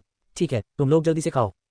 अध्याय 8 ... उचिहा चिबा ने ताली बजाई और उठ खड़ा हुआ। उसने कल के लिए तैयार की गई चीजों को देखा और संतुष्टि के साथ सिर हिलाया। पहली चीज जिस पर उसका ध्यान गया वह एक चौकोर लोहे का बर्तन था जिसकी लंबाई और चौड़ाई 2 मीटर थी। इस लोहे के बर्तन को देखकर उचिहा चिबा मदद नहीं कर सका, लेकिन लोहे के बर्तन की उत्पत्ति को याद कर सका। अपने पिछले जीवन में उचिहा चिबा, जो सिचुआन और चोनकिंग से थे, कुछ वर्षों तक नारुतो दुनिया में खाना खाने के बाद थोड़ा थक गए थे। मुख्य कारण यह था कि नारुतो दुनिया में भोजन उसके लिए थोड़ा हल्का था और फिर उसे अपने पिछले जीवन में गर्म बर्तन, ग्रिल्ड मछली और सीख की याद आने लगी। लेकिन उनकी माँ केवल कुछ घरेलू शैली के जापानी व्यंजन बनाना जानती थी। कोई रास्ता नहीं था। यदि वह अपनी भूख मिटाना चाहता था तो उसे ये स्वयं ही करना पड़ता था। और वह जानता था कि उसकी भूख कितनी बड़ी थी। हॉट पॉट कहना आसान था और साधारण पॉट का भी उपयोग किया जा सकता था, लेकिन ग्रिल्ड मछली अलग थी। साधारण बर्तनों में केवल एक मछली आ सकती थी जो उसके दांत भरने के लिए पर्याप्त नहीं थी, इसलिए उसे एक समय में एक बड़ा बर्तन बनाना पड़ा। तो इस लोहे के बर्तन का जन्म हुआ। फिर उचिहा चिबा ने कल उपयोग किए जाने वाले मसालों को देखा और उन्हें गिनने के बाद उन्होंने पाया कि कुछ भी गायब नहीं था। फिर उसने जमीन पर पड़ा मुहरबंद खर्रा उठाया। कल लाने के लिए बहुत सारी चीजें थीं, इसलिए उसने इन सभी चीजों को सीलिंग स्क्रॉल में डालने के बारे में सोचा। समय आने पर उसे केवल एक स्क्रॉल निकालने की आवश्यकता होती है, जो सुविधाजनक और आसान है। मुहर जैसे ही आवाज गिरी, वह जमीन जो अभी अभी चीजों से भरी थी एक पल में खाली हो गई। चिबा, खाने का समय हो गया है। जैसे ही स्क्रॉल हटाया गया, कमरे से उचिहा जेंका की आवाज आई। मैं यहाँ हूँ ... रेस्टोरेंट में। उचिहा जेंका ने उचिहा चिबा को चावल का कटोरा देते हुए पूछा, क्या तुम कल बाहर जा रही हो चिबा? उचिहा चिबा ने चावल लिया और सिर हिलाया। हाँ, मैं कल हैरी और अन्य लोगों के साथ पिकनिक पर जाऊंगा। उचिहा जेंका ने सिर हिलाया। हाँ, अक्सर बाहर जाना और दोस्तों के साथ खेलना अच्छा है। वैसे कल जाने से पहले मिकोटो को फोन करना याद रखें। आप जानते हैं, आपके चाचा और चाची राजधानी में हमारे परिवार का व्यवसाय चलाते हैं और उनके लिए वापस आना मुश्किल है। इसके अलावा आपके दादाजी नहीं जानते कि बच्चों की देखभाल कैसे की जाती है। मुझे इस बात की चिंता है कि मिकोटो को अच्छा भोजन मिलता है या नहीं। उचिहा मिकोटो का जिक्र करते समय उचिहा जेंका अपने चेहरे पर दिल का दर्द दिखाने से खुद को नहीं रोक सके। उचिहा चिबा ने सिर हिलाया। चिंता मत करो, भले ही तुम यह न कहो, मैं अपने चचेरे भाई को बुलाऊंगा। अपनी माँ की चिंता के लिए उचिहा चिबा सिर्फ इतना ही कह सकते हैं कि वह बहुत ज्यादा सोचते हैं। निंजा दुनिया में बच्चे आमतौर पर असामयिक होते हैं, लड़कियों की तो बात ही छोड़ दें। हालांकि उसके दादाजी खाना नहीं बना सकते, मिकोटो पका सकता है और स्वाद भी बुरा नहीं है। अपने बेटे का जवाब सुनकर उचिहा जेंका ने संतुष्टि के साथ सिर हिलाया। मुझे पता है, ठीक है, चलो खाना खाते हैं। ... भोजन खत्म करने के बाद उचिहा चिबा ने अपने कपड़े ठीक किए और फिर रसोई में उचिहा जेंका की ओर अपनी नजरें घुमाई। माँ, मैं अभ्यास करने जा रहा हूँ। उचिहा जेंका, जो बर्तन धो रही थी, पीछे मुड़ी और उसे बताया, जल्दी वापस आओ। ठीक है। घर छोड़ने के बाद उचिहा चिबा ने कबीले की भूमि से बाहर जाने का विकल्प नहीं चुना, बल्कि कबीले की भूमि के अंदर की ओर चल दिया। आखिरकार कोनोहा के 2 सबसे बड़े शेयरधारकों में से एक के रूप में उचिहा कबीले का अपना प्रशिक्षण मैदान है। सड़क पर चलते हुए उचिहा चिबा ने अपने भविष्य के अभ्यास के बारे में सोचना और योजना बनाना शुरू किया। इंद्र और आशुरा के चक्र के बिना पारंपरिक 6 मार्गों का पालन न करना उनकी नियति थी। हालांकि सिस्टम द्वारा दी गई प्रतिभा और कौशल ने उनके लिए शीर्ष पर पहुंचने का एक नया रास्ता भी खोल दिया। अब उसे जो करने की जरूरत है वह है अपनी काया को मजबूत करना, अपनी हकी को विकसित करना और जितनी जल्दी हो सके दुनिया के 8 द्वारों में से 8वें द्वार को खोलना। जहां तक एयर डांस तकनीक की बात है तो नौसिखिए गिफ्ट पैक खोलने के बाद ही उन्होंने इसमें महारत हासिल कर ली थी। स्पष्ट रूप से सोचने के बाद उचिहा ने जागृत अवलोकन हाकी और आयुध हाकी को महसूस किया। फिलहाल उनका ऑब्जर्वेशन हाकी अपने से 10 मीटर के दायरे में ही दुश्मनों को भांप सकता है, जो मुश्किल से ही काफी है। हाकी आयुध अदृश्य और रंगीन की अवस्था को पार कर चुका है और हाकी से ढके हिस्सों को काला कर सकता है। हालांकि वर्तमान में ये केवल दोनों हाथों को ही ढक सकता है, पूरे शरीर को ढकने के दायरे से बहुत दूर। उचिहा चिबा को कबीले की भूमि के बाहर आने में 10 मिनट से अधिक समय लगा। लेकिन जब उसने देखा कि आग अभी भी अंदर जल रही है तो उचिहा चिबा थोड़ा उत्सुक हुआ। रात को अभी भी अंदर कौन है? स्विश। जबकि उचिहा चिबा अभी भी सोच रही थी, अचानक एक तेज आवाज तेजी से उसके पास आई। बिना सोचने का समय लिए उचिहा चिबा ने तुरंत अपना हाथ उठाया और उस चीज को पकड़ लिया जिसने उस पर हमला किया था। फिर उसने उसकी ओर देखा, एक कुनाई। ये देखकर उसे भी पता चल गया कि उस पर हमला किसने किया है। उचिहा फुगाकू, केवल वही उसका इस तरह स्वागत करेगा। चिबा, तुम अब भी बहुत तेज हो। जैसे ही आवाज गिरी, एक आकृति धीरे धीरे प्रशिक्षण मैदान से बाहर चली गई। उचिहा चिबा ने असहायता से अपना सिर हिलाया। भाई फुगाकू, क्या आप अगली बार मेरे स्वागत करने का तरीका बदल सकते हैं? क्या आपको डर नहीं है कि मैं इसे पकड़ न लूं और मुझे चोट न लग जाए? उसके बाद उचिहा चिबा ने अपनी बाह पर बल लगाया और उसके हाथ में मौजूद कुनाई उस दिशा की ओर चली गई जहां वह तेज गति से उड़ी थी। डिंग। उड़ती हुई कुनाई को देखकर उचिहा फुगाकू ने उचिहा चिबा से सीखने की हिम्मत नहीं की और तुरंत उसे काटने के लिए अपने पीछे निंजा तलवार खींच ली। फिर उसने चाकू का फूल बनाकर निंजा तलवार को वापस म्यान में रख दिया और कहा, मैं तुम्हारी ताकत जानता हूं। ये सिर्फ एक कुनाई है और ये तुम्हें चोट नहीं पहुंचा सकती। वैसे चिबा, बहुत देर हो चुकी है, तुम प्रशिक्षण स्थल पर क्या कर रहे हो? आप क्या सोचते हैं, जमीन पर गश्त लगाने के लिए आप और क्या कर सकते हैं? उचिहा चिबा ने अपनी आंखें घुमाई और अप्रसन्नता से कहा, क्या ये जानबूझकर पूछना नहीं है? उचिहा फुगाकू को भी एहसास हुआ कि उनका सवाल थोड़ा बेवकूफी भरा था। प्रशिक्षण मैदान का उद्देश्य क्या है? बेशक, यह जनजाति के सदस्यों के लिए एक प्रशिक्षण मैदान प्रदान करना है। ये जानकर वह थोड़ा शर्मिंदा हुआ। फिर उसने विषय बदलने के बारे में सोचा, क्या नहीं, अब हम केवल दो हैं, हम एक दूसरे से क्यों नहीं लड़ते? इतनी जल्दी मिलते ही झगड़ा करने की सोच रहे हैं। लेकिन उचिहा कियाने ने इसके बारे में ज्यादा नहीं सोचा और सीधे सहमति व्यक्त की, कोई बात नहीं। जो साथी उनके दरवाजे पर आया उसका उन्होंने दोनों हाथों से स्वागत किया। बेशक, यदि संभव हो तो वह अपने पैर भी उठा सकता है। आखिरकार अकेले अभ्यास और वास्तविक युद्ध के बीच का अंतर अभी भी बहुत स्पष्ट है। ट्रेनिंग ग्राउंड में दोनों एक दूसरे के सामने खड़े थे। दोनों के बीच माहौल धीरे धीरे गंभीर हो गया। बूम। जैसे ही एक पत्ता जमीन पर गिरा, बिना किसी बकवास के दोनों के शरीर एक ही समय में हिल गए। लेकिन अंतर यह है कि उचिहा कियाने ने नजदीकी लड़ाई को चुना, जबकि उचिहा फुगाकू दूरी बनाए रखने के लिए पीछे हट गए। ये जानते हुए कि उचिहा चिबा शारीरिक कौशल में अच्छा है, उचिहा फुगाकू ने सीधे लड़ने का विकल्प नहीं चुना, बल्कि दूर हटने के तुरंत बाद निंजुत्सु का इस्तेमाल किया। आग से बचना, महान आग के गोले की तकनीक। अपनी ओर आ रहे विशाल आग के गोले को देखकर उचिहा चिबा ने अपनी आंखें घुमाई। शुरुआत में ही निंजुत्सु का उपयोग कर रहे हैं, क्या आप अपने बारे में इतना ऊंचा सोचते हैं? फिर उन्होंने इसके बारे में ज्यादा नहीं सोचा और दिन की तरह ही रणनीति चुनी। अपनी मुट्ठी को सशस्त्र रंग से ढकने के बाद उसने उसे बलपूर्वक आगे की ओर घुमाया। मुट्ठी की हड्डी गैलेक्सी चार्ज, अभी भी एक नकलची संस्करण। बूम। मुट्ठी आग के गोले से छूते ही तेज धमाके के साथ करीब 2 मीटर व्यास वाला आग का गोला तुरंत फट गया। आग का गोला भी चिंगारी में बदल गया और उचिहा फुगाकू की ओर उड़ गया। ये देखकर उचिहा फुगाकू तुरंत चकमा दे गया। फिर उसका आंकड़ा फिर से फट गया और उसने इस अंतराल के दौरान 3 कुनाई निकाली और उन्हें बल के साथ आगे फेंक दिया। फिर उसने फिर से दोनों हाथों से मुहरें बनाई। छाया क्लोन तकनीक। जैसे ही धुएं का बादल चमका, एक और उचिहा फुगाकू हवा से बाहर प्रकट हुआ। दो समान उचिहा फुगाकू ने एक दूसरे को देखा और सिर हिलाया और प्रत्येक ने एक मुहर बनाना शुरू कर दिया। Fire style, great dragon fire style, पवन शैली, महान सफलता। उचिहा फुगाकू के मुंह से निकला अग्नि ड्रैगन तेजी से उचिहा चिबा की ओर बढ़ा और दूसरे उचिहा फुगाकू की पवन शैली ने उसका बारीकी से पीछा किया। हालांकि पवन शैली का लक्ष्य उचिहा चिबा नहीं बल्कि सामने वाला अग्नि ड्रैगन था। जैसे ही दोनों निंजुत्सु मिले, अग्नि ड्रैगन हवा में मजबूत हो गया और इसका आकार तुरंत कई गुना बढ़ गया। दहाड़। जब उचिहा चिबा ने लापरवाही से उस पर कुनाई शॉट फेंक दिया तो उसने 20 मीटर से अधिक लंबे एक अग्नि ड्रैगन को अपने नुकीले और पंजों के साथ उसकी ओर दौड़ते हुए देखा और तुरंत उसके शरीर पर एक तेज गर्मी की लहर दौड़ गई। इस विशाल समग्र निंजुत्सु का सामना करते हुए उसने इसे सहन करने का इरादा नहीं किया जैसा कि उसने अभी किया था, लेकिन उसने अपनी रणनीति बदल दी। वह डरता नहीं था। डेथ बॉर्डर्स की प्रतिभा के साथ वह टेल बीस्ट बॉल का सामना करने पर भी नहीं डरते थे। हालांकि आग से बचने के इस स्तर पर उसके कपड़े एक पल में जल सकते थे। उचिहा चिबा ने एक सभ्य आदमी होने का दावा किया और वह नग्न होकर दौड़ने जैसा शर्मनाक काम नहीं कर सकता था। जहां तक इसकी भरपाई के लिए जल निकास का उपयोग करने की बात है, वह केवल कैद ही कह सकता है। उसके पास केवल त्वरित चक्र था और वह उसे कर भी नहीं सकता था और वह नहीं जानता था कि चक्र की प्रकृति को कैसे बदला जाए। अग्नि में ड्रैगन को करीब और करीब आते देख शरीर में प्रवेश करने वाली हवा अत्यधिक गर्म होने लगी। उचिहा चिबा ने अब संकोच नहीं किया और सीधे निंजुत्सु के 8 द्वारों में से चौथा द्वार खोल दिया। निंजुत्सु के 8 द्वार, चौथा द्वार, चोट द्वार, खुला। निंजुत्सु के 8 द्वारों को फिर से खोलने के बाद वह जल्दी से अपने शरीर में होने वाले परिवर्तनों के अनुकूल हो गया। फिर वह तुरंत अग्नि ड्रैगन को दरकिनार कर उचिहा फुगाकू की ओर दौड़ पड़ा। बूम। फायर ड्रैगन द्वारा अपना लक्ष्य खो देने के बाद वह केवल प्रशिक्षण मैदान की जमीन पर अपना गुस्सा निकाल सकता था और उच्च तापमान पर भूनने के बाद मूल रूप से बुरी जमीन निको के समान हो गई। संयुक्त निंजुत्सु प्रदर्शन करने के बाद उचिहा फुगाकू आगे देखता रहा।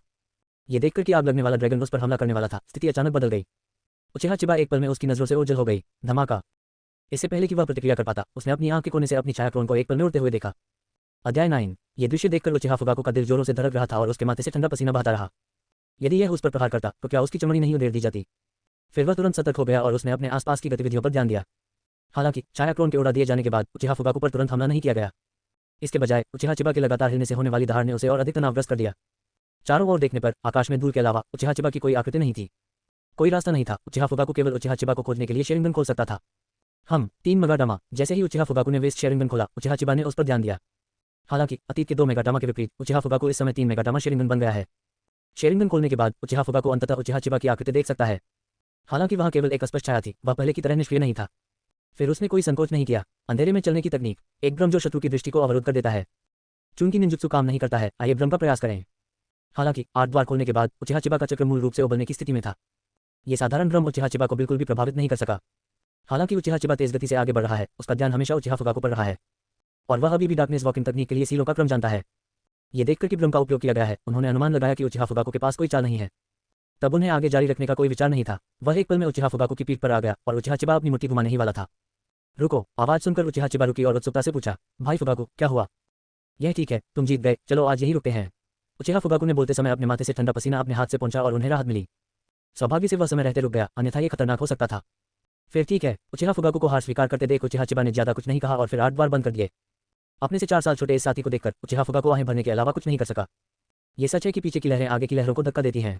इससे पहले कि वह आगे की लहर बनता, उसे पीछे की लहर उचिहा चिबा ने जबरन पीट कर मार डाला। अतीत में वह अभी भी इस साथी से लड़ सकता था, लेकिन अब वह पूरी तरह से कुचल दिया गया है।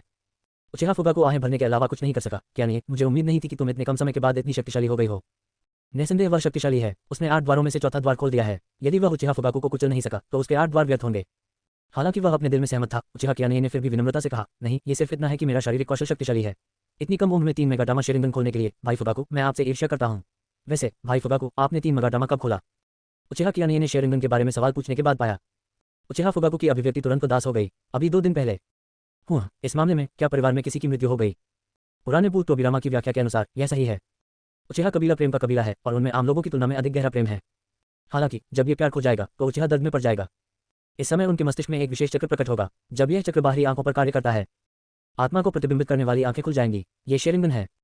हालांकि वह नहीं जानता था कि किसकी मृत्यु हुई, फिर भी उचिहा चिबा ने उसे सांत्वना दी। कृपया मेरी संवेदना स्वीकार करें भाई फुगाकू। यह विचार की मृत सबसे महान है, नारुतो की दुनिया में भी मान्यता प्राप्त है। कोई बात नहीं, मैंने चीची का बदला ले लिया है। उचिहा चिबा ने सिर हिलाया, ठीक है, बदला लेना अच्छा है। रुको, चीची, भाई फुगाकू, क्या तुम्हें यकीन है कि यह चीची है? उचिहा फुगाकू ने इस व्यक्ति को संदेह से देखा। हाँ, कोई दिक्कत है क्या? समस्या क्या है? समस्या यह है कि यह चीची एक पालतू बिल्ली है जिसे उचिहा फुगाकू ने पाला है।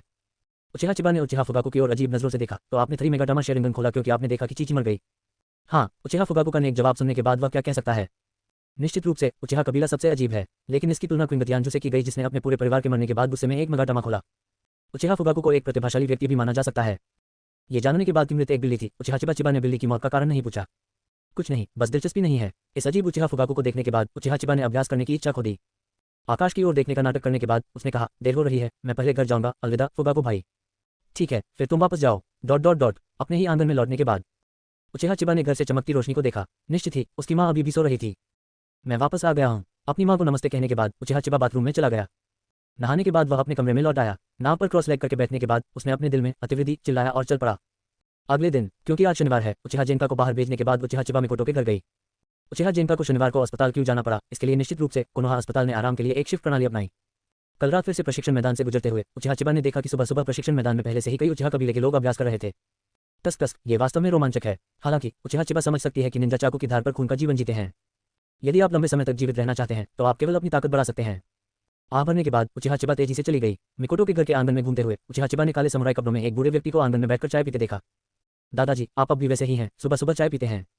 ओह, चिबा यहाँ है, क्या तुमने नाश्ता किया? अपने पोते को आते देख उचिहा इनादा मुस्कुराए। उनके ही परिवार के इस पोते ने उन्हें बहुत सम्मान दिलाया है। कबूतरबुट के एक बुजुर्ग के रूप में जब भी कबीले की बैठक होती है तो उसे बाजबुट के बूढ़े व्यक्ति उचिहा सेत्सुना के साथ झगड़ा करना पड़ता है।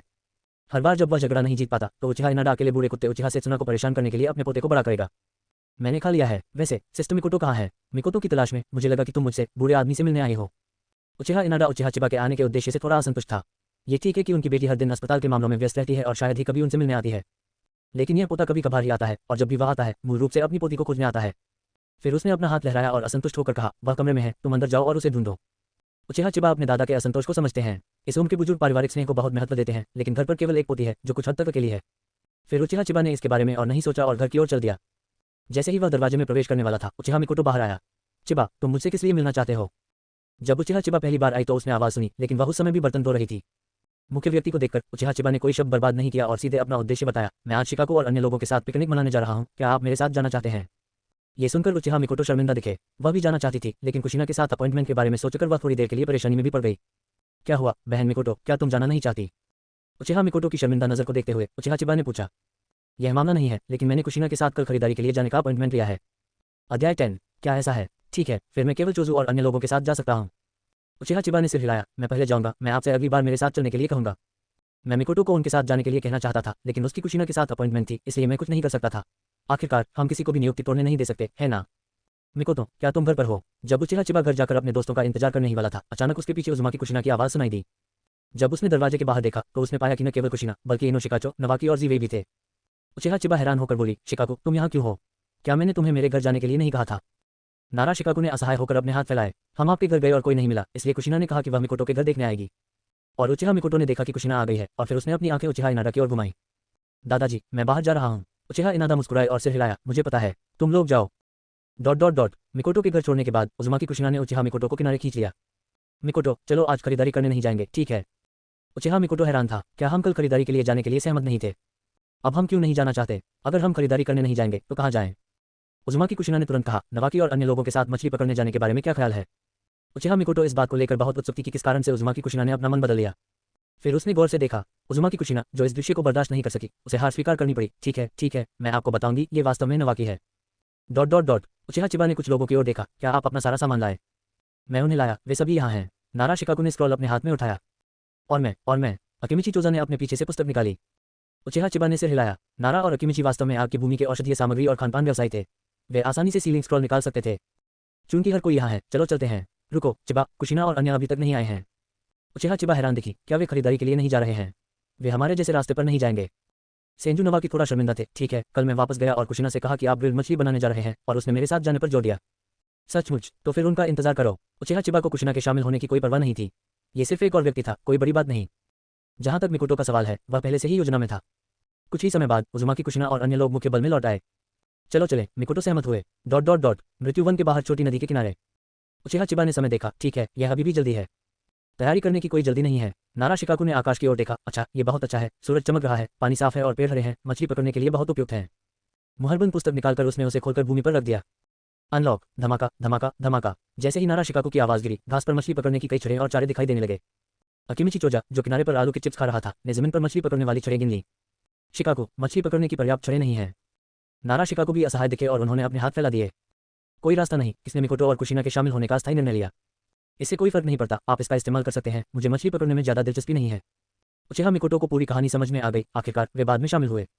हाँ, तुम लोग मछली पकड़ने जाओ, मिकोटो और मैं जंगल जाएंगे। उजुमा कुशीना को वास्तव में मछली पकड़ने में कोई दिलचस्पी नहीं है, जिस कारण वह यहाँ आई।